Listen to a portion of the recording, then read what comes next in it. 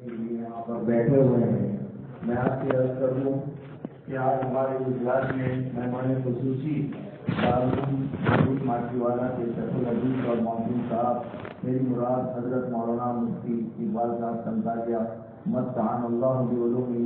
ہمارے درمیان تشریف فرما ہے۔ حضرت والا کی ذات گرامی ویسے تو کسی تعارف کی محتاج نہیں ہے، مگر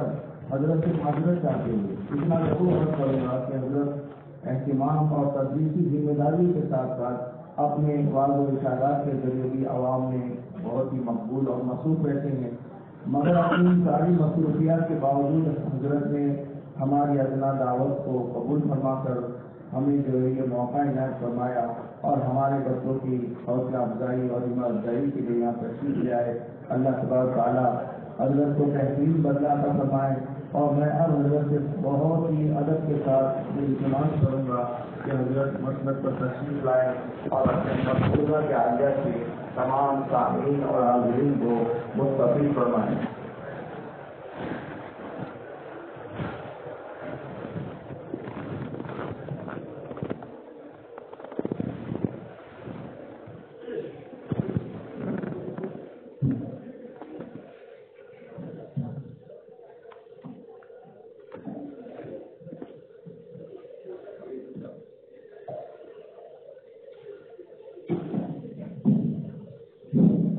عزیز سے گزارش ہے،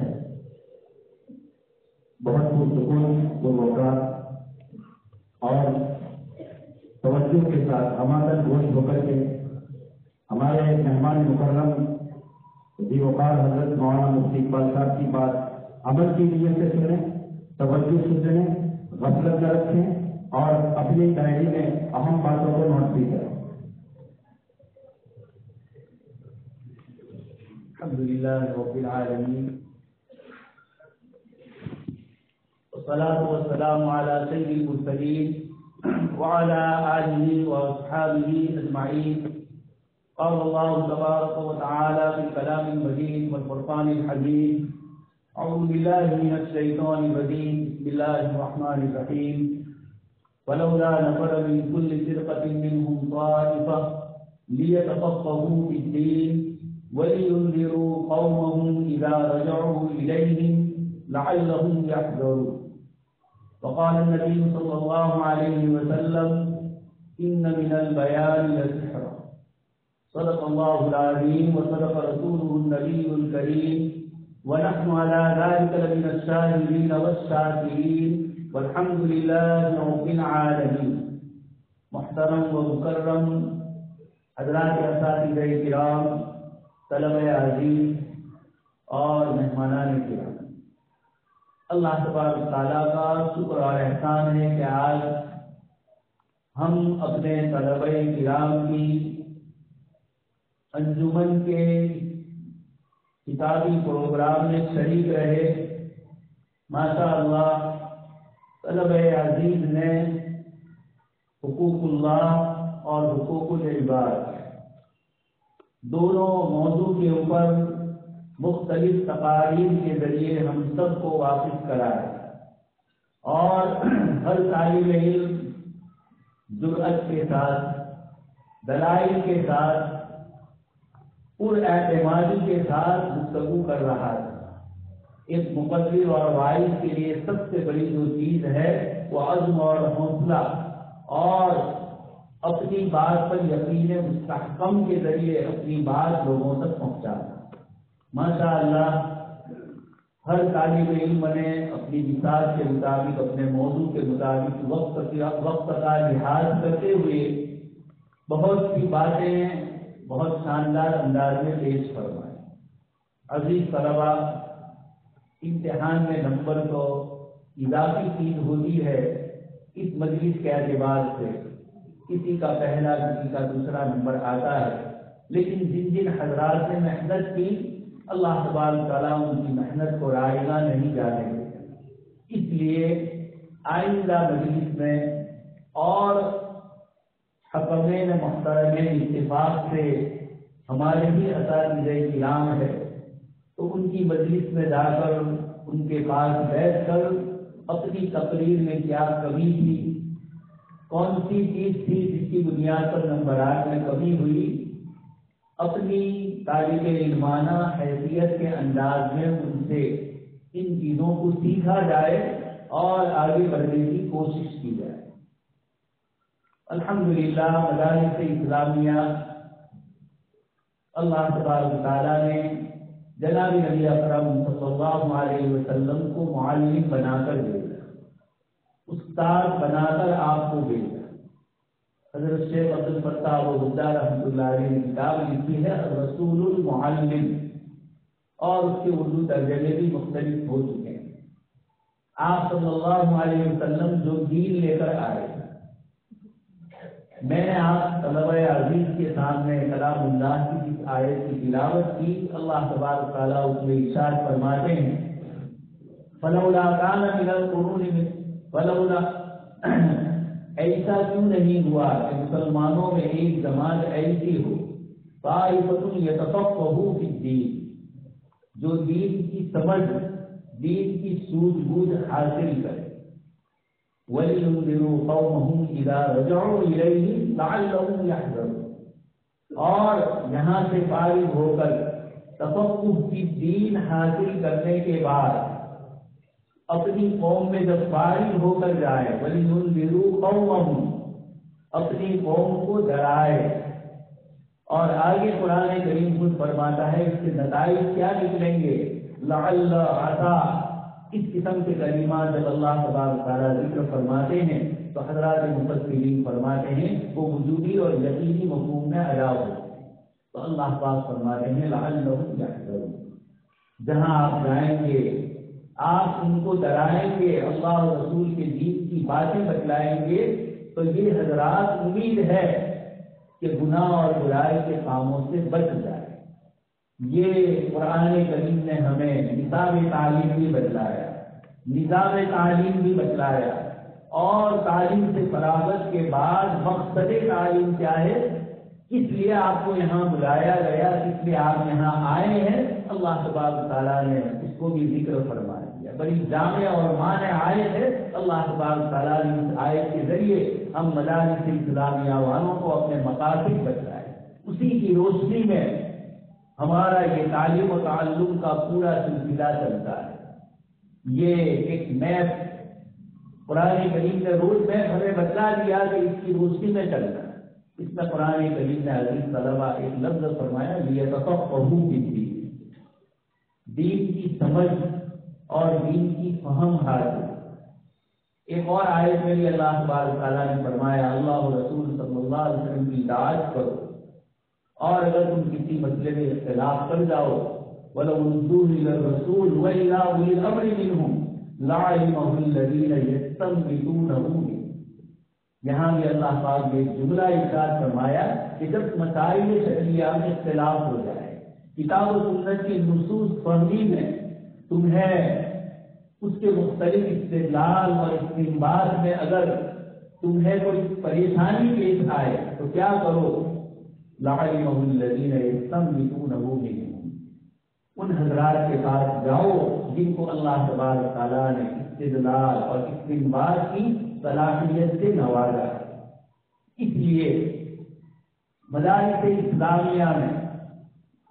آپ کو تشریف لائے 24 گھنٹے میں سے آپ کی ضروریات کے اوقات کے علاوہ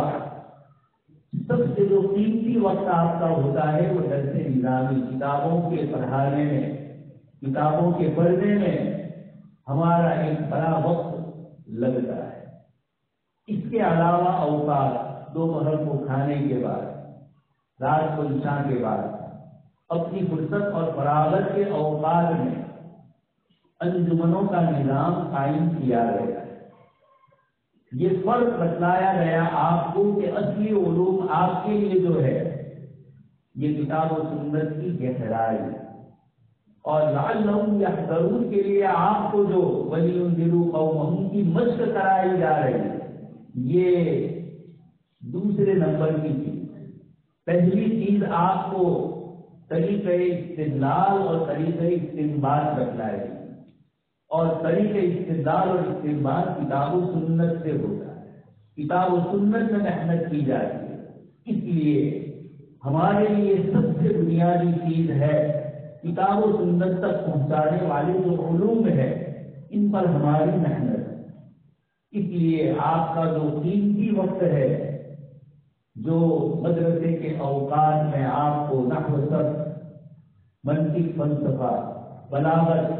اصول فقہ، اصول حدیث اور اصول تفسیر پڑھائے جاتے ہیں، یہ اس میں کچھ علوم عالیہ ہے. یہ سبب بن رہے ہیں کتاب و سنت کو سمجھنے میں اور فہم حاصل کرنے کے لیے، اور کچھ علوم عالیہ ہے جو خود مخصوص بذات علوم ہے. اس لیے پہلے محنت کرنا ہے نحو اور صرف، منطق اور فلسفہ اور بلاغت. اس کے بعد آتا ہے استنباط کا طریقہ، اصول فقہ کے جزئیات، ہدایہ وغیرہ کتابیں جو ہم پڑھتے ہیں، اور اس کے ساتھ پھر آگے بڑھ کر اصول حدیث، علوم الحدیث، تفسیر، اصول تفسیر، قواعد تفسیر. یہ تمام چیزیں وہ ہے جن کی گہری بصیرت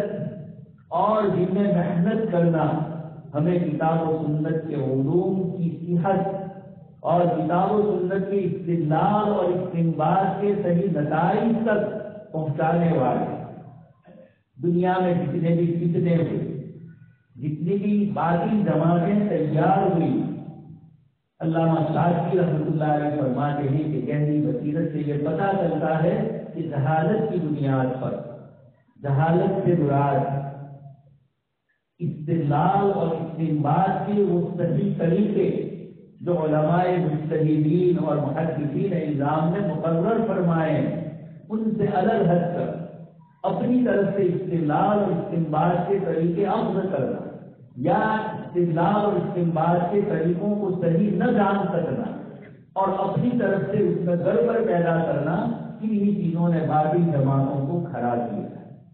یعنی جو استدلال اور استنباط کے ساتھ گفتگو کرتے ہیں، چاہے وہ استدلال اور استنباط غلط ہو،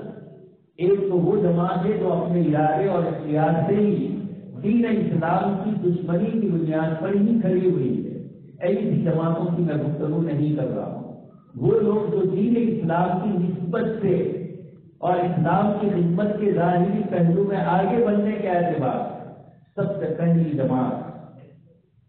جو مسلمانوں میں استدلال اور استنباط کے ساتھ کھڑی ہوئی، یہ معتزلہ کی جماعت.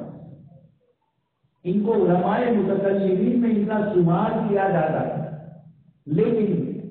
کتاب و سنت کی کمی کی بنیاد پر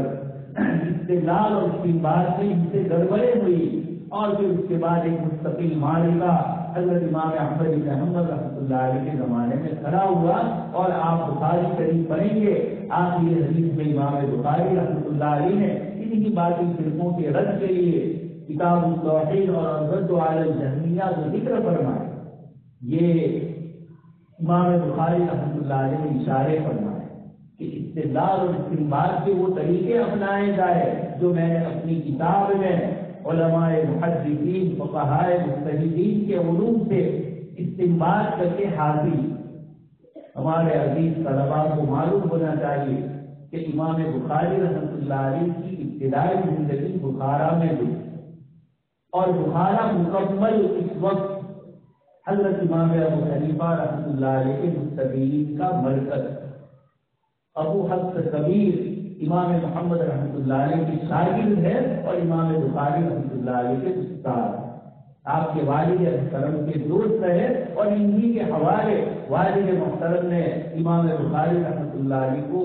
ان کے حوالے کیا تھا، اور انہی سے آپ نے اصول فقہ پڑھا ہے. سفیان رحمۃ اللہ علیہ کی جو کتاب ہے وہ بھی انہی سے پڑھی. مجھے یہ عرض کرنا ہے کہ آپ نے 6 گھنٹے جو مدرسہ آپ سے لیتا ہے، اس میں آپ کو بتلایا جاتا ہے کہ مقصود بالذات علوم کیا ہے، اور یہ جو خارجی اوقات میں آپ سے محنت کرائی جا رہی ہے، یا آپ اپنے اختیار اور ارادے سے اس میں آگے بڑھنے کی جو کوشش کر رہے ہیں، دونوں کے اوقات اور دونوں کی اہمیت آپ کے سامنے واضح ہونی چاہیے کہ آپ یہاں سے لیں گے تو آپ صحیح بات اپنی زبان پر لا سکیں. اس لیے نحو میں بھی محنت فرمائیں. نحو اور صرف یہ بنیادی علوم ہے، ان میں اگر ہم نے محنت نہیں کی تو آگے بڑھتے ہوئے ہماری ترکیب جب صحیح نہیں ہوگی تو ترجمہ بھی صحیح نہیں ہوگا۔ ہم متعلقات اور متعلق کا فرق نہیں جانیں گے تو ہم ان قیودات کو نہیں سمجھ پائیں گے کہ مصنف نے یہ قیود کیوں لگائی اور اس غیر کا تعلق کس متعلق اور متعلق دونوں کو سمجھنا یہ بنیادی عربی زبان کو سمجھنے کے لیے ضروری ہے۔ اس کے بعد جب نحو صرف بلاغت قرآن کریم کو سمجھنے کے لیے اس کی ضرورت ہوگی، منطق اور فلسفے کے علوم آپ کی عقل کو اور زیادہ تیز کریں گے، اور اس کے بعد ان تمام کے مجموعے سے آپ کو کتاب و سنت کے علوم حاصل کرنا ہے، استنباط اور استدلال کے طریقوں کو جاننا۔ اس وقت بھی امت میں امام شافعی نے اپنے زمانے میں فرمایا تھا، اس وقت بھی جب ہم غور کرتے ہیں تو وہ حضرات جو دین کی غلط تشریح کرتے ہیں، احادیث اور آیات کا مفہوم غلط بتلاتے ہیں اور برسر منبر برسر محفل کبھی ایسی باتیں کر لیتے ہیں جس سے یہ محسوس ہوتا ہے کہ یہ اسلام اور جس جماعت سے ان کی نسبت ہے اس کی صحیح نمائندگی نہیں کر رہے۔ اس کی وجہ یہی علم استنباطات اور استدلالات کی کمی ہوئی۔ اس لیے آپ کو پہلے تو ان علوم میں گہرائی حاصل کریں۔ کتاب و سنت کے علوم حاجی اوقات کے علاوہ جو اوقات ہے اساتذہ کرام کے درس کو غور سے سننا ہے، اشکالات اور اعتراض ہو تو بڑے مہذب انداز سے استاد محترم کے سامنے پیش کرنا، تقلیدی علم نہ ہو تحقیقی علم ہو۔ اس لیے جو اشکال اور جو سوال آپ کے ذہن میں آئے، میں نے آپ کے سامنے جو آیت پڑھی وَلَوْ رُدُّوهُ إِلَى الرَّسُولِ وَإِلَىٰ أُولِي الْأَمْرِ مِنْهُمْ لَعَلِمَهُ الَّذِينَ يَسْتَنبِطُونَهُ مِنْهُمْ۔ آپ کو اہل استنباط اور اہل استدلال تک اپنے اشکال کو پہنچانا ہے۔ وہ حضرات اپنی بصیرت اور برسوں کے علمی تجربے کی بنیاد پر آپ کو صحیح رہنمائی فرمائیں گے۔ یہ تو بنیادی ہے جن چیزوں کی طرف اساتذہ کرام توجہ دلاتے ہیں۔ مدارس اسلامیہ کے قائم ہونے کی جو اصل بنیادی وجہ ہے لیتفقہوا فی الدین۔ لفظ تفقہ کی تعریف مختلف علماء نے اور مختلف مجتہدین نے اپنے اپنے زمانوں میں فرمایا۔ کسی نے صرف کتاب و سنت کے علوم میں محنت اور استدراک حاصل کرنے کو کہا، کسی نے بہت دور کی گہرائی تک جا کر ایسی تعریفیں کی حضرت امام ابو حنیفہ رحمۃ اللہ علیہ، حضرت حسن بصری رحمۃ اللہ علیہ، جنہوں نے اس کو اور وسیع معنی دیا۔ اس وقت تفقہ فی الدین کا کیا مطلب؟ حضرت مولانا سید ابو الحسن علی الندوی رحمۃ اللہ علیہ نے بہت اچھے انداز میں ہمارے زمانے میں سمجھنے کے لیے ایک تعریف فرمائی تفقہ۔ حضرت مولانا فرماتے ہیں کہ زمانہ تغیر پذیر، ہر زمانے کے حالات بدلتے رہتے ہیں، زمانے میں عرف اور رواجات سوچ و فکر بدلتی رہتی ہے، اور اسلام ایک غیر متغیر دین، ان الدین عند اللہ ومن یبتغی غیر الاسلام دینا فلن یقبل منہ۔ ایک ایسا دین جو قیامت تک باقی رہنے والا ہے اور زمانے تبدیل ہوتے جائیں گے، ایسے موقع پر لوگوں کی سوچ و فکر اور لوگوں کے رواجات بدلتے رہیں گے۔ ایسے موقع پر ایک غیر متغیر دین کو، ایسا دین جو ہرگز جس میں تبدیلی نہیں ہو جائے، ایسے غیر متغیر دین کو تغیر پذیر زمانے کے ساتھ ہم آہنگ کرنا ہے، ملانا ہے اس کے ساتھ۔ تو کتاب و سنت سے استدلال اور استنباط کے طریقے معلوم ہوں گے تو یقیناً آپ اپنے زمانے میں جو مسائل کھڑے ہوں گے، تفقہ کی جہاں لوگوں کو ضرورت ہوگی، آپ ایک فقیہ ہونے کی حیثیت سے دین کی فہم اور دین کی سمجھ رکھنے کے اعتبار اور لعلمہ الذین یستنبطونہ منہ۔ اصول فقہ کے طلبہ جانتے ہیں نبت بڑی محنت کے ساتھ زمین کی گہرائی میں اتر کر وہاں سے پانی لے آئے، اس کو استنباط کہا جاتا ہے۔ ایک مجتہد بھی کتاب و سنت میں مختلف نصوص میں غور و فکر کرے گا، وہ عبادت النفس دلالت النص، اقتضاء النص اور استنباط کے اور دوسرے جتنے اصول اور ضابطے بتلائے گئے ہیں اصول فقہ میں، ان سب کی گہری بصیرت کے ساتھ کتاب و سنت سے مسئلہ مستنبط کرے گا تو زمانے کا تغیر مسئلے کی صورت کو کچھ الگ انداز میں ذکر کرے گا، یہ فقیہ ہوگا، یہ کتاب و سنت کا ماہر ہوگا جو لوگوں کو تفقہ فی الدین کے لیے اپنے علم کی گہرائی کے ساتھ علم کی وسعت سے کام لے گا۔ حضرت مولانا مفتی محمد تقی عثمانی صاحب دامت برکاتہم نے طلبہ عزیز کے سامنے یہ بتلایا کہ علم کی گہرائی بھی ہو اور وسعت بھی ہو، اور پھر اس کی وضاحت بھی فرمائی۔ مولانا نے سمجھانے کے لیے فرمایا کہ ایک چیز جب بہت گہری ہو تو کشادہ ہونا ضروری ہے، ورنہ جتنی گہری ہوگی اندر جا کر اس کے اندر کمی ہوگی، ضعف اور تنگی پیدا ہوگی۔ اس کے مقابلے میں جو چیز جتنی کشادہ اور کھلی ہوگی وہ لوگوں کے لیے آسان ہوگی۔ حضرت مولانا فرماتے ہیں کہ تعمق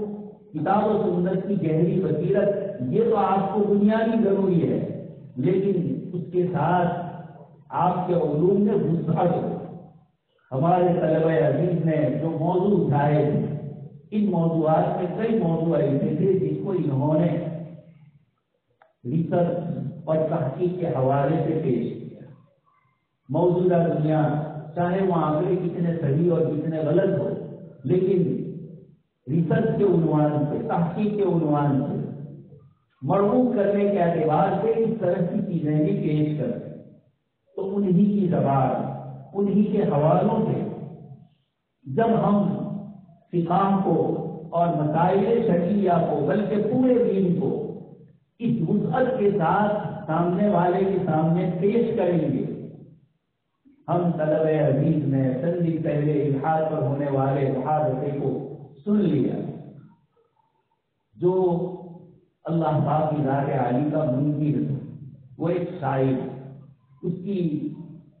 دنیاوی سائنس اور ٹیکنالوجی اور فلسفے کے علوم میں اتنی گہرائی نہیں ہے، لیکن مقابلے میں جو اہل علم تشریف لائے مولانا شماعی صاحب، وہ مکمل تیاری کر کے آئے۔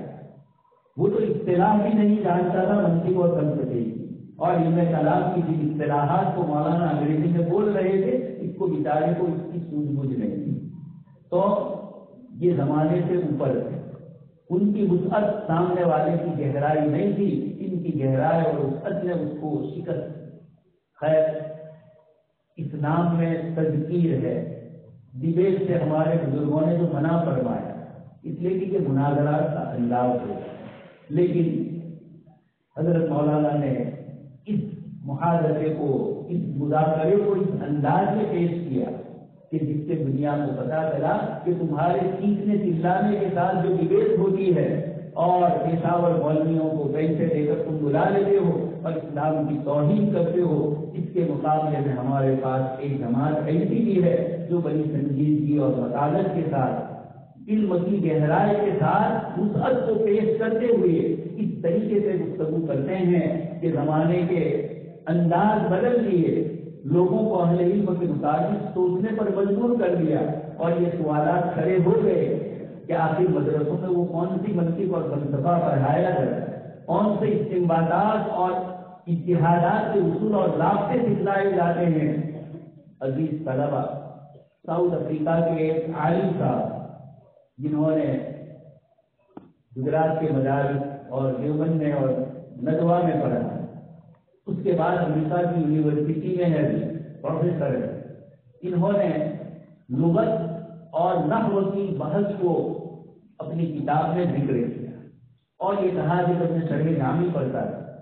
تو مجھے ایسا لگتا تھا کہ بیکار کی بحثیں ہو رہی، ایک ایک لفظ پر اتنی چندی کرنا اور اتنی بحثوں کو اجاگر کرنا، یہ ذہن کے لیے پریشانی ہے۔ کچھ لوگوں نے اس کا نام رکھا تھا ذہنی علیات، تو یہ اس طرح سے، اور حضرت مولانا بنوری رحمۃ اللہ علیہ کی زبان میں بات کا بدل اس طریقے سے انہوں نے پیش کیا۔ انہوں نے کہا کہ جب میں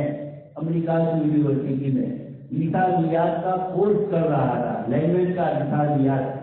تو مفرد مرکب ان کلمات پر بڑی گہری بحثیں ہوتی، اور لوگ اس پر اچھت کرتے. جب میں گیا اور میں نے وہ پڑھا تو مجھے سبھی نام یاد آیا. کہہ رہے ہیں کہ ایسا لگا کہ 600 700 800 سال پہلے علماء نحو نے جو بحثیں کلمے اور کلام پر اور مفرد اور مرکب پر کی تھی اور ہم لوگ اس کو تکلیف اور پریشانی سمجھ رہے تھے، یونیورسٹی میں بڑے فخر کے ساتھ اس کو پڑھایا جاتا ہے، پڑھنے والا بھی اس کو فخر سے پڑھتا ہے. تو یہ کتنے پیچھے ہیں ہم مثالیات کی یہ چیز ہے. اس لیے یہ اصول فقہ کتنا قیمتی ہے. ڈاکٹر حمید اللہ صاحب جو پیرس میں رہتے تھے، اللہ پاک نے جن کے ہاتھوں ہزاروں لوگوں کو قبول اسلام کی توفیق سے نوازا. یہ ڈاکٹر حمید اللہ صاحب فرماتے ہیں کہ میں انگلینڈ کی لو کالج میں پڑھ رہا تھا. اس کالج کے 100 سال پورے ہو رہے تھے. لو یہی اصول فقہ جس کو ہم کہتے ہیں، یہ لوگ اس کو اصول قانون بولتے ہیں. چونکہ یہ دنیاوی ہے اور اصول فقہ کتاب و سنت سے منسلک ہے، اس لیے اصطلاحات کا فرق لیکن استنباطات میں بہت سی چیزیں ایک دوسرے سے ملتی جلتی ہے. تو یہ اصول قانون پڑھ رہے یہ فرماتے ہیں کہ 100 سال پر وہاں ایک جشن اور جلسہ منایا ہے. فرانس سے ایک بہت بڑے پروفیسر وہاں اسپیشل گیسٹ کے طور پر، مہمان کے طور پر آئے. انہوں نے اپنی گفتگو میں کہا کہ میں آپ سے آج ایک ایسی بات کر رہا ہوں جو شاید آج سے پہلے آپ میں سے کسی کو معلوم نہیں. اس کے بعد اس نے بحث شروع کی اور یہ کہا کہ ہم لوگ قانون کے ماہر، قانون کیسے بنانے کا، سماج اور سوسائٹی کے مختلف افراد سے ملاقات کرنی ہوتی ہے، لوگوں کے رواجات، لوگوں کی سوچ، لوگوں کی رسومات، ان سب کو جاننا ہوتا ہے. اس کے بعد جو کمیشن بنتا ہے اور وہ کوئی قانون پارلیمنٹ کو پیش کرتا ہے. یہ پوری ترتیب ہے، پرکریا ہے جس کے ذریعے قانون کو پارلیمنٹ سے جاری کر کے سپریم کورٹ کو اس کا مزاج بنایا جاتا ہے، اس کو نافذ کرنے. تو اس نے یہ کہا کہ یہ ترتیب ہے، اس میں ہمیں بڑی پریشانی ہوتی ہے. جب کوئی مسئلہ پیدا ہوتا ہے تو قانون کیسے بنایا جائے اور اس سلسلے میں کہاں سے قانون کی باتیں لائی جائے، یہ ہمارے لیے بڑی پریشانی ہے. لیکن وہ آگے کہہ رہے ہیں میں آپ کو بتلاؤں کہ مسلمانوں کے پاس اس مسئلے کا حل ہے. ان کے پاس قانون بھی ہے اور رول آف لا بھی ہے. قانون بھی ہے کہ قانون کیسے بنایا ہے اور قانون بنانے کے لیے جو ترتیب ان کے پاس ہے اس نے آگے ذکر کیا، کتاب اللہ، سنت نبوی، اجماع اور قیاس اور پھر قیاس کی مختلف اقسام، ان تمام کو ذکر کر کے اس نے بتلایا مسلمانوں کو جب بھی کوئی مسئلہ پیش آتا ہے، دنیا میں کوئی بھی تغیر ہوتا ہے، ان کو کوئی پریشانی نہیں، اس لیے کہ ان کے پاس قانون بھی ہے اور رول آف لا، قانون کیسے بنایا جائے. مسئلہ آیا، کتاب اللہ نے اس سلسلے میں عبارت النص یا اشارے سے کیا ہماری رہنمائی کی.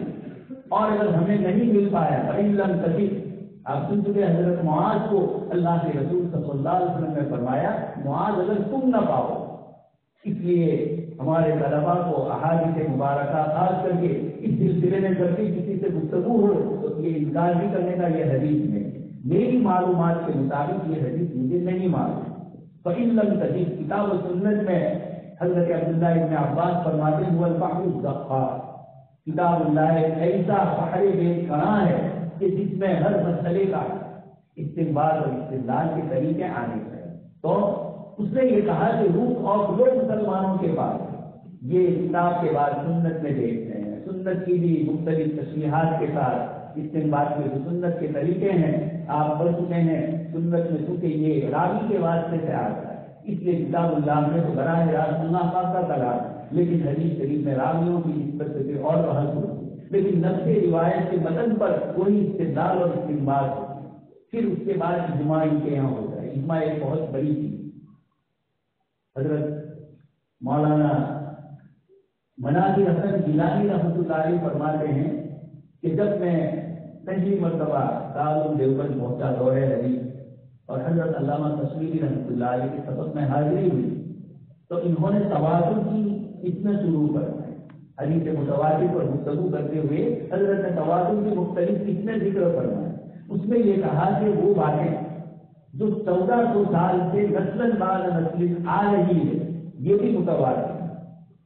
یہ حضرت علامہ کشمیری رحمۃ اللہ علیہ نے اس قسم کے تواتر کو ثابت کر کے دین کے بنیادی عقائد اور وہ چیزیں جو امت مسلمہ کے اہل علم اور عوام کے درمیان مسلم ہے، اس کے لیے دلیل کیا؟ فرمایا 1400 سالہ تواتر ہی اس کی سب سے بڑی دلیل۔ اس طرح آپ نے بہت سی چیزوں کو ثابت کیا۔ تو حضرت مولانا مناظر حسن گیلانی رحمۃ اللہ علیہ فرماتے ہیں یہ پہلی مرتبہ میں نے سنا کہ اس تواتر سے بھی دین اسلام کی حقانیت کو ثابت کیا ہے۔ تو خیر یہ استنباط کے طریقے ہیں، اس کے ذریعے اللہ پاک نے اس امت کو سب سے بڑا شرف عنایت فرمایا۔ قرآن نے اسی کو فرمایا لیتفقہوا فی الدین، آپ دین میں فہم اور دین میں گہرائی حاصل کرو، تو پھر گہرے علم کے بعد جو بھی سوال آئے گا کتاب و سنت خود بخود آپ کی رہنمائی کرے گا، لیکن اس کے ساتھ وہ ضرورت وسعت کی جو میں نے آپ کے سامنے ذکر کیا کہ اس میں وسعت بھی ہو، آپ کا مطالعہ خارجی چیزوں کا بھی ہو۔ ہمارے بزرگوں نے جو کتابیں اس سے متعلق لکھی ہے، اب تو کثرت سے علماء کرام دنیا بھر میں، عرب ملکوں میں اور یہاں بھی اور پڑوسی ملک میں بھی ایسی شاندار سے شاندار کتابیں ہر موضوع پر آ گئی ہے کہ جو کتاب و سنت کی بھی گہری بصیرت رکھتی ہے اور اس کے ساتھ عصر حاضر کی زبان بھی جانتے ہیں، عصر حاضر کے تقاضوں کی رعایت کرتے ہوئے ان چیزوں کو بھی لکھا ہے جس سے ہماری باتیں غیر مانوس نہ ہو جائے۔ تو یہ گہرائی اور یہ وسعت ان دونوں کے مجموعے سے جب آپ محنت کریں گے تو انشاءاللہ اصل محنت تو آپ کے پاس وہ کرائی جائے، لیکن چونکہ یہ تفقہوا فی الدین کے بعد وَلِيُنذِرُوا قَوْمَهُمْ بھی ہے، اس لیے آپ کو تیاری کروائی جا رہی ہے وَلِيُنذِرُوا قَوْمَهُمْ، آپ کس طریقے سے کرو۔ یہ انجمنیں، یہ جلسے ان کو معمولی نہ سمجھا جائے۔ اسی طرح مدرسوں میں پڑھتے وقت تکرار اور مطالعہ،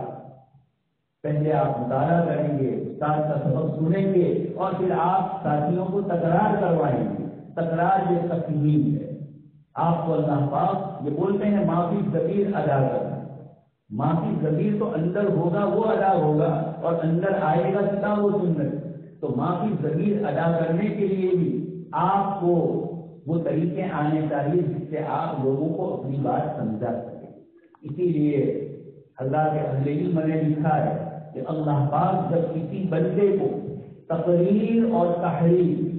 دونوں کی صلاحیت سے نوازتے ہیں، یہ اللہ پاک کا بڑا احسان ہے اس کا۔ قرآن نے نون والقلم وما یسطرون سے قلم کی اہمیت بتلائی، اور الرحمن علم القرآن خلق الانسان علمہ البیان کے ذریعے معافی ضمیر کی ادائیگی کو بھی قرآن نے ہمیں بتلایا۔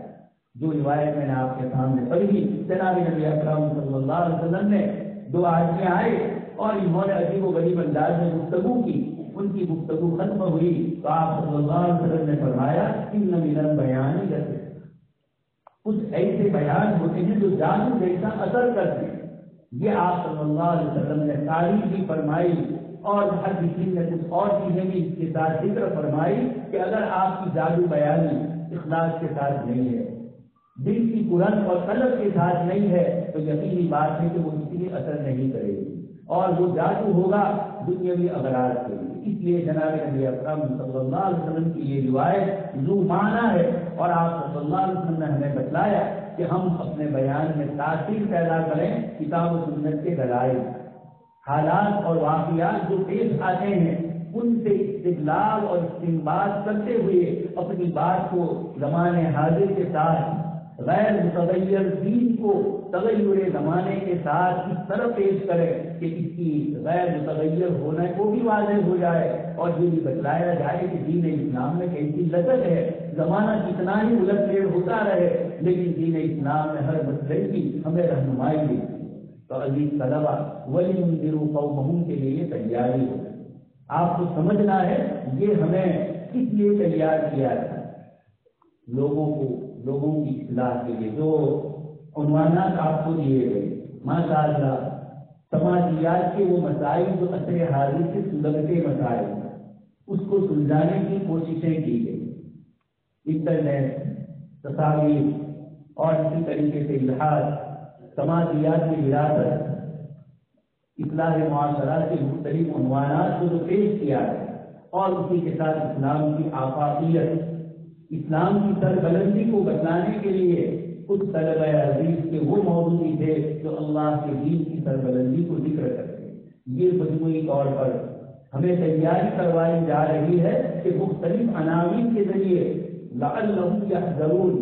آپ جب قوم میں جائیں گے تو مختلف قسم کے سوالات آپ کے سامنے آئیں گے، تو کتاب و سنت سے تو آپ کو بنیادی چیزیں ملیں گی اور پھر اس کو زمانے کی زبان میں تبدیل کر کے آپ پیش کریں کتاب و سنت کی رہنمائی میں، تو یہ لوگوں تک دین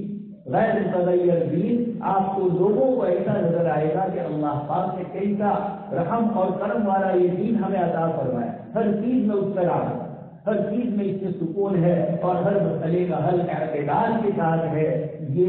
دین اسلام کی سربلندی اور آفاقیت کے لیے تقریر کے لیے آپ کو کھڑا کیا جاتا ہے۔ اساتذہ کرام کے سامنے جب آپ کھڑے ہوتے ہیں تو اس کے بعد دوسرے اور میدان میں دوسرے اور کسی اسٹیج پر کھڑے ہونے میں آپ کو ڈر محسوس نہیں۔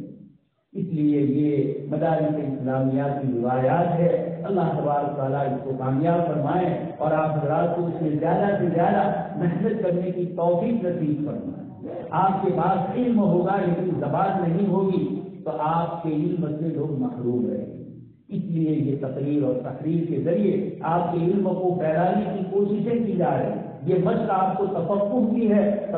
کی بھی ہے اور یہ مشق آپ کو ولی ضرور قوم کی بھی ہے۔ اللہ پاک ہمیں ان دونوں مقاصد میں کامیاب فرمائے، آمین وآخر دعوانا آمین۔